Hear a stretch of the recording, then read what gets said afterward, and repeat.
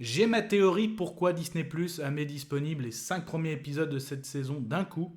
Et après, on aura le droit à épisode 6, épisode 7 tous les vendredis. J'ai ma théorie, on va en parler après le générique. Soit on meurt en héros, soit on vit assez longtemps pour se voir endosser la peau du méchant. Pour ce genre de choses, il existe des hommes comme moi. Il t'arrive de saigner. Vous pouvez respirer, vous pouvez cligner des yeux, vous pouvez pleurer. M'a ramené le conduit, celle-là. Maintenant que j'ai votre attention, Accroche-toi, petit. Salut à tous, c'est Fab et Desgarmat sur ma chaîne. Aujourd'hui, on va parler séries télé, séries pas encore disponibles entièrement sur Disney+, en tout cas les 5 premiers épisodes. Donc comme ils ont donné les 5 premiers épisodes, j'avais envie de faire comme une partie 1, partie 2. Comme par exemple, j'avais fait pareil sur The Witcher, qui est disponible sur la chaîne. On va parler de Chair de poule, épisode 1 à 5. Donc du coup, la vidéo sera faite en 2 parties, à savoir le synopsis, bon, en gros de quoi ça parle, cette série. Et du coup, qu'est-ce que j'ai aimé, qu'est-ce que j'ai moins aimé. Et ce ne sera pas vraiment une conclusion, ce serait en gros, un peu ce que j'ai dit dans l'intro, qu'est-ce que j'attends de ces épisodes suivants. Et en gros, une sorte aussi de conclusion de partie 1. Ok, c'est une conclusion. Bon, du coup, de quoi ça parle ?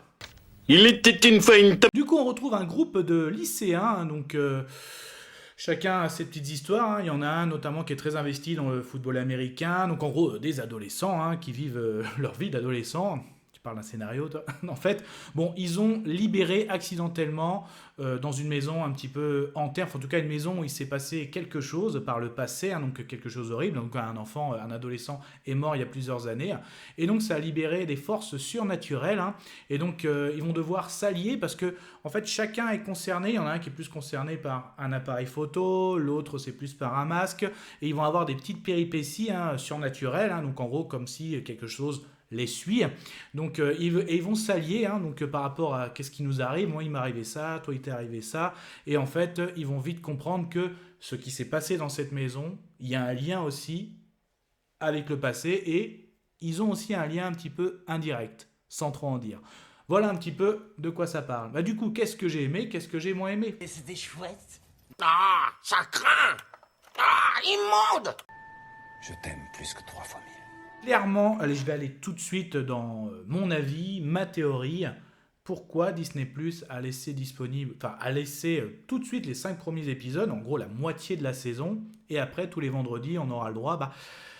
Moi je pense, de mon avis déjà les 5 premiers épisodes je me suis ennuyé, donc je trouve que l'histoire est très ennuyeuse, voilà. Donc le côté que j'aime bien, c'est que le premier épisode est réservé à notre adolescent qui est vraiment adepte du football américain. Donc on voit ce qui lui arrive, il découvre l'appareil photo. Donc certes, il est suivi en gros, quand il prend une photo, on peut voir ce qui va se passer. Même s'il veut l'empêcher, en gros, c'est l'inévitable. Ok, c'est peut-être du déjà vu, mais bon.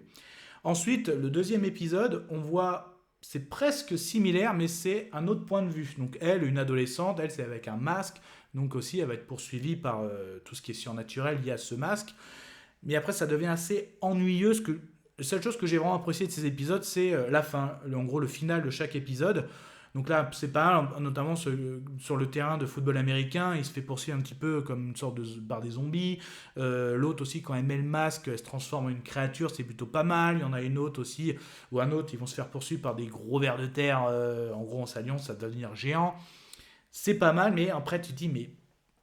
Et tout ça pour ça, ok, ils ont libéré quelque chose, ok, il y a des objets qui sont hantés, mais tout ça va amener à quoi c'est, en fait, ils se font poursuivre, mais ça mène à rien, et en fait, c'est à partir du 5e épisode que là, on commence à se rendre compte que, oui, il s'est passé quelque chose de très grave dans cette maison, et il y a un lien avec nous, peut-être pas directement nous, mais des membres de leur famille, en gros...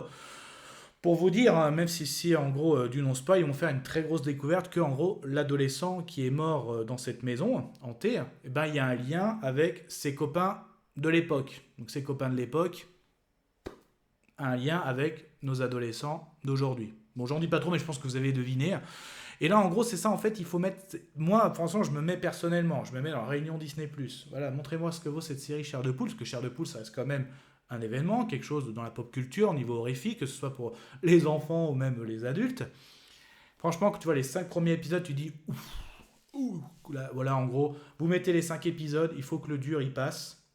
Et après, là, l'enquête va commencer, parce que c'est au 5e épisode qu'il y a les révélations, les enjeux de la série.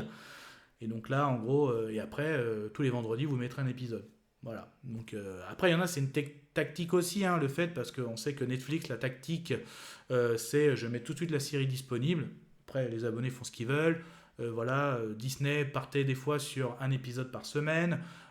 Prime était comme ça aussi. Ils ont commencé, ils se tâtent Prime, hein. Des fois vous avez la série complète, des fois vous avez des épisodes.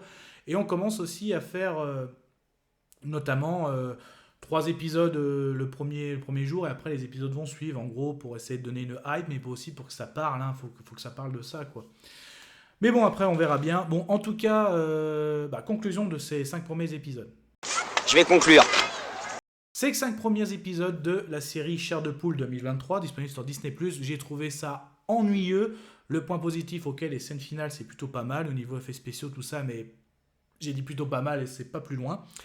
L'intrigue arrive vraiment qu'à l'épisode 5. Les enjeux de la série, c'est pour ça qu'à mon avis, on a eu les 5 premiers épisodes disponibles. Donc je me ferai mon avis après épisode de 6 à 10. Je ne pense pas que je ferai des shorts avis, hein. J'ai envie de faire partie 1, partie 2, parce que j'ai déjà des shorts avec Loki et avec Jinwei. Donc je vais pas trop faire, ça fera un peu trop de shorts à mon avis. Donc non, on se reverra dans quelques semaines, hein, déjà, pour faire un point sur la partie 2 et on va dire avis global de la série. Donc là pour l'instant, voilà ce que je peux vous dire, c'est un moment dur à passer, ça peut être ennuyeux, mais là l'enjeu, l'intrigue va arriver à l'épisode 5. Donc qu'est-ce que ça va donner ? Eh ben on verra bien. Donc voilà, c'était mon petit avis sur les 5 premiers épisodes. En tout cas, prenez soin de vous, que ce soit devant plateforme de streaming, tout type d'écran, DVD, Blu-ray, VOD, même toile de cinéma.